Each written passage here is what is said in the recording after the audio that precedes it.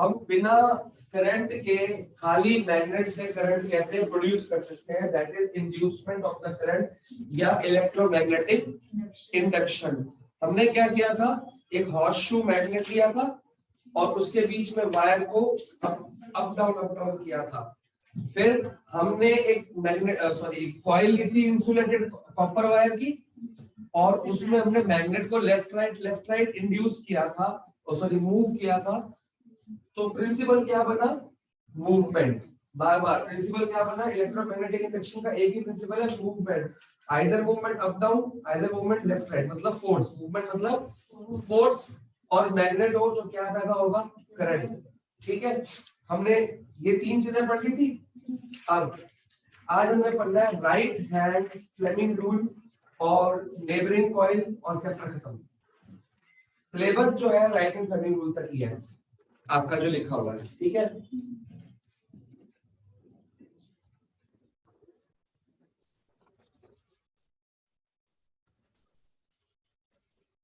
Right hand Fleming rule.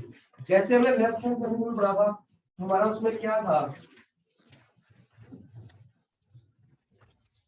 Middle finger पे क्या रख रहे थे हम, ये वाले मिडिल फिंगर पे क्या रख रहे थे, करंट। यहाँ पे फोर फिंगर पे मैग्नेट, और थंब बता रहा था फोर्स। ठीक है, अब हम पढ़े हमने क्या रखना है, according to Fleming right hand Fleming rule, hold the thumb, forefinger and center finger of your right hand at right angles to button। जैसे होल्ड करना है, जैसे पहले था ये राइट हैंड। ठीक है, अभी राइट हैंड से होगा, लेकिन adjust your hand in such a way that four finger points, जो आपकी फोर फिंगर है वो क्या पॉइंट करेगी बताओ, in the direction of magnetic field. ये मैग्नेटिज्म को पॉइंट करेगी कि मैग्नेटिक फील्ड नॉर्थ से साउथ जा रही है, साउथ से नॉर्थ। आपको भूलना नहीं है, अगर प्रोटॉन्स होंगे तो सेम डायरेक्शन होगी मैग्नेटिज्म की, और अगर इलेक्ट्रॉन्स होंगे तो ऑपोजिट डायरेक्शन होगी करंट की। आगे, and thumb points in the direction of motion of the current. पहले थंब हमारा फोर्स था, अब ये हमारी क्या है, मोशन। मोशन और फोर्स तो एक ही बात होगी भाई, अगर मूवमेंट लेफ्ट है तो फोर्स भी लेफ्ट जा रहा है, सिंपल सी बात है ना। तो मोशन लिख लो चाहे फोर्स लिख लो, कोई दिक्कत नहीं है। आगे, then the direction is the center finger points give the direction of induced current। आप चेक कर लो बेशक, सेंटर फिंगर,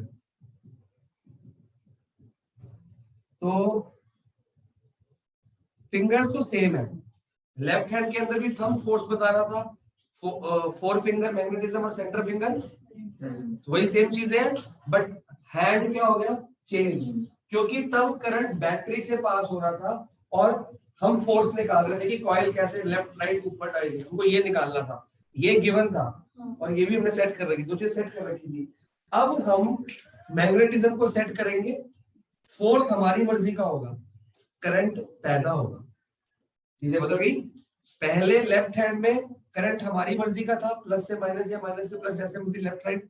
मैग्नेटिज्म हमारी मर्जी की थी, ये पैदा हुआ था क्या, फोर्स, मूवमेंट। उस मूवमेंट से हमने क्या बनाई, मोटर को मूव किया।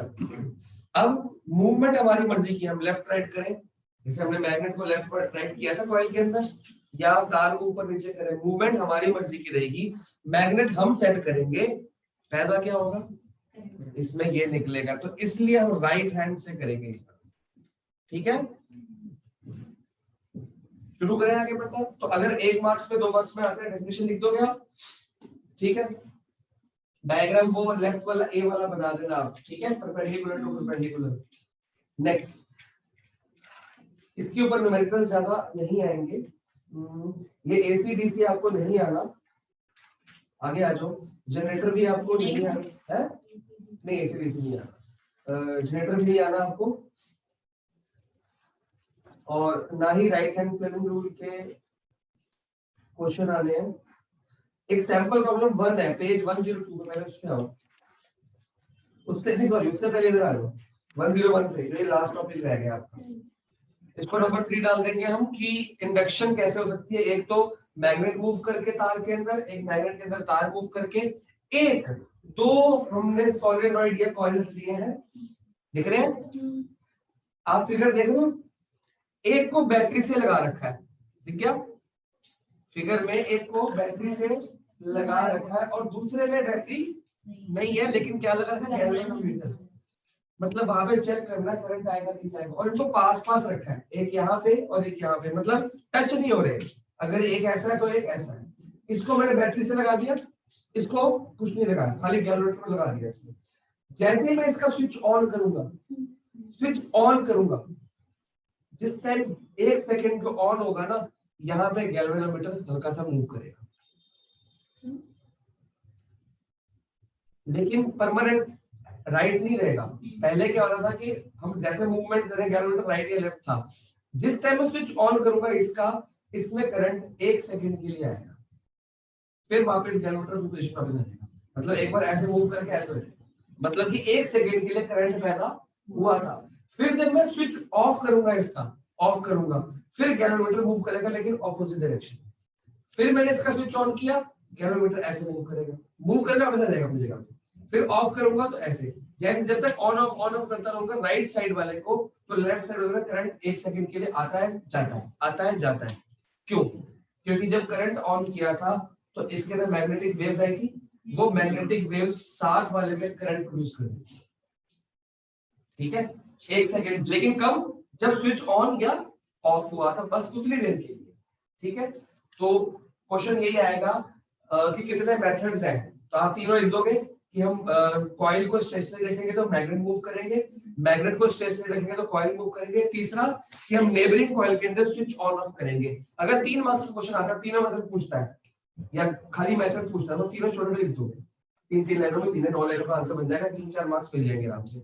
लेकिन अगर ये डिटेल में तो कितना लिखना है, मैं आपको पूरा मार्क कर रहा हूँ चैप्टर में, लिखना आपने वेटेज के हिसाब से। अगर आपको पूरा इतना बोला कि तीनों मेथड्स बताओ या कितने मेथड्स हैं, आप बोलोगे 3 मेथड्स हैं, वो तीनों जो है डिटेल में लिखना पड़ेगा आपको, तो पूरा लिख लो, मैं मार्क करा दिया। अगर एक ही आंसर में तीनों आते हैं तो 12 मार्क्स का आंसर बन जाएगा। आपको थोड़ा ब्रीफ तीनों को लिख देना, ना डायग्राम बनेगा उसमें। लेकिन अगर एक ही मेथड 4 मार्क्स में आ गया तो पूरा लिखोगे फिर डायग्राम।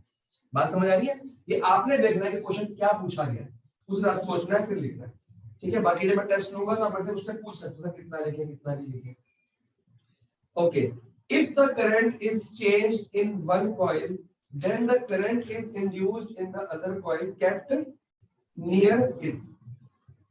एक लाइन छोड़ के, two circular coils A and B are placed side by side, close to each other. Coil A is connected to a battery and switch S, whereas coil B is connected to a galvanometer. First point का एट से first line छोड़ के second line से, as soon as we pass current in coil A, मतलब right वाले में current pass हो रहा है, the pointer of galvanometer attached to coil B shows a deflection but quickly returns to 0, मतलब हल्का सा ऐसे करके ऐसे वापस आ जाएगा। This means that on switching on the current in the coil A, an electric current is induced in coil B momentarily. If the current is now kept on in coil, मतलब coil A में current on करके छोड़ दिया लेकिन movement नहीं हो रही, मतलब ये नहीं कि आप ऑन ही रखोगे परमानेंट तो यहाँ मूवमेंट होती रहेगी, ऐसा नहीं है। आपने ऑन करके रख दिया, जिस टाइम ऑन किया था बस उस टाइम करंट आया। Nothing happens in the galvanometer on coil B. Second point का second line as soon as से मार्क करके switched on तक, वो बता रहा है कि हम जब ऑफ करेंगे फिर वही होगा। Third point, if we kept on switching the current on and off in coil A rapidly मतलब जल्दी कर रहे, then the galvanometer pointer will keep moving on both sides of 0 mark, continuously showing that the current is induced. देखो जब हमने बार-बार magnet move किया, जल्दी मूव कर रहा था ना, तो भी तो मूवमेंट हो रही थी, और जब हम कॉइल मूव कर जल्दी मूव करते हैं, एक बार से तो नहीं होता था। हमारे यहाँ भी स्विच ऑन ऑफ करेंगे, एक करंट से दूसरा करंट पैदा हो जाएगा, ठीक है। सिंस द करंट लास्ट तक मार्क कर लो, अल्टरनेटिंग करंट ये बनता है, ठीक है। नेक्स्ट सेकंड पॉइंट वही एस से लेके लास्ट तक आउट तक। नेक्स्ट पेज पे इसका रीजन, अगर ये अलग से क्वेश्चन आता है, चांसेस बहुत कम है आएगा अटैच हो गई इंडक्शन के अंदर ही। तो रीजन क्या है, ये ऊपर लिखा ना 1 2, इसको रीजन मार्क कर लो, व्हाई या reason. When we switch on current in coil A, तो होता क्या है? It becomes an electromagnet. जो coil A में current पास किया हुआ है, coil B एक electromagnet बन जाएगी थोड़ी देर के लिए, and produces a magnetic field around. अपने पास आसपास magnetic field बनेगी जो B तक भी जाएगी. This effect is just the same as pushing a magnet into the coil. वही same बात हो रही है बन. इस तरह की magnetic बनेगी. So an induced current flows in coil B for a moment. When the current in coil A becomes steady, the magnetic field also becomes steady and current in coil B stops. Second point, when we switch off the current in coil A, the magnetic field in coil B stops quickly. This effect is just same as pulling a magnet. जो बाहर निकालते हैं ना, fluctuation होती है, वो fluctuation current पैदा करती है. Sample problem 1. A coil is insulated copper. Coil of insulated copper is connected to a galvanometer. What will happen if a bar magnet is pushed into the coil? क्या होगा? It will. ये question board में आया था कई बार. क्या होगा? तो galvanometer will show a deflection. हम राइट साइड या लेफ्ट साइड नहीं लिखेंगे, ठीक है? हमको अभी नहीं पता. As observed, galvanometer इसमें क्या हो गया? Current is induced. ये पूरा लिखना पड़ेगा जैसे लिखा है. Second, hence stationary inside the coil. जब magnet को coil के तो no deflection या galvanometer shows zero position as there is no current induced या produced. Withdrawn from inside. जब बाहर निकाल लेंगे तो again the galvanometer shows a movement या deflection but in the opposite. Right left लिखना ही नहीं, but in the opposite direction. अगर right left का चक्कर डालोगे ना तो आपका आंसर गलत हो जाएगा क्योंकि आपने राइट हैंड को लगाया नहीं. यहाँ हमने राइट हैंड की एप्लीकेशन करनी नहीं, लेफ्ट हैंड की करनी है. वो कह रहे हैं जब डालेंगे तो हम क्या लिखते हैं? डिफ्लेक्शन होगी एक साइड पे. हमने साइड लिखी नहीं वो कौन सी. फिर जब निकालेंगे अब सकता है ऐसे निकाल लो, सकता है ऐसे निकाल लो, हमें क्या पता. लिखा है कहीं पे लेफ्ट से निकालो करेक्ट. हाँ अगर लिखा है कि लेफ्ट से डाला तो राइट पे होगी, राइट से निकाला तो लेफ्ट. वो लेकिन यहाँ नहीं लिखा तो आपने अपना दिमाग लगा के लेफ्ट राइट नहीं सोचना. वो कह रहा है कि मैग्नेट डाला तो हम बोलेंगे डिफ्लेक्शन होगी एक साइड पे, जिसका मतलब करंट प्रोड्यूस हुआ. स्टेशनरी मतलब अब कुछ नहीं हो रहा. फिर जब निकाला तो ऑपोजिट साइड पे होगी. वो लेफ्ट है कि राइट हमें नहीं पता, हम लिखेंगे भी. और ये भी मत लिख देना कि हमें नहीं पता, ऐसा मत लिख देना कि मतलब ऑपोजिट या reverse direction. You like same answer लिखना, ठीक है?